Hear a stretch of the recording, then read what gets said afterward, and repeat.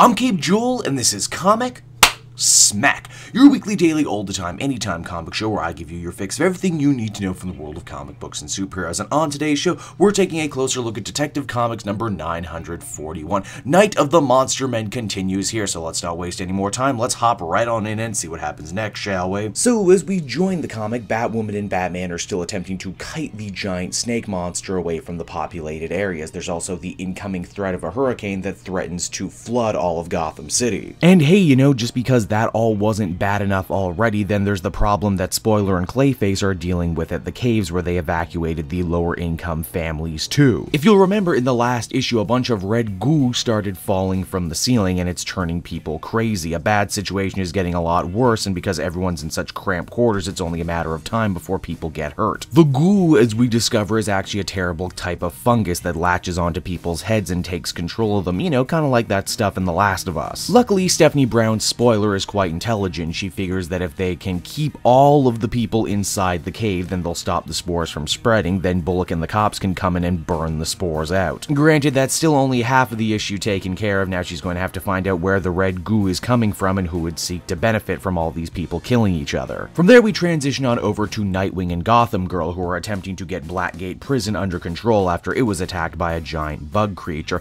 Gotham Girl is doing everything she can to help, but she's still very unstable and very reckless. Granted, Dick can't exactly look a gift horse in the mouth at the moment right now, as she's able to tear through the giant bug creature like it was a party piñata. Shockingly, this evisceration doesn't make Gotham Girl feel any better or get over what Psycho Pirate did to her. Quite the opposite, it makes her feel a lot worse. Then it makes her feel itchy. Then Dick gets itchy too. Yeah, apparently getting a bunch of monster slime all over you is a really bad idea, because they begin to twist and morph and change into monsters themselves. Dick, ironically, takes the form of a bird, while Gotham Girl takes the form of some sort of horrible rhino creature. It's a good thing that Dick and Alfred were talking earlier in the comic about how these monsters were human once upon a time and can hopefully be human again. Then again, no one is a geneticist, and man, could they really have used the help of Tim Drake right about now as the comic ends. Detective Comics number 941 was a comic that spun a lot of plates at once, and yet I think it did a pretty good job. Spoiler and Orphan get to be pretty useful, fighting a battle away from the hurricane and away from the monsters, but is no less important. Even Clayface gets a cool arc throughout the course of this issue, what with him being unable to hold his cop form for too much longer. I definitely appreciated the stuff with Gotham Girl paying off. It's definitely rewarding to people who have been reading all the Bat Family titles currently. Also, man, I know I'm probably sounding like a broken record at this point, but how good is the monster design in this book? You just gotta love yourself Man-Bird Nightwing, am I right? It's perhaps not as an explosive or thematic issue as the first Batman part of this storyline, but still, overall pretty solid. I would give it a 7.5 out of 10, and I'm interested to see where the story progresses from here. Hey everyone, thanks so much for watching my newest video. I hope you enjoyed it, and while you're here, why not check out another video I have on offer, or maybe if you're feeling in a supportive mood, you want to like or subscribe. And if you want to support the creation of more videos just like this one, then please by all means check out the Cape Joel Patreon. A little bit goes a very long way, and I will see you all next time.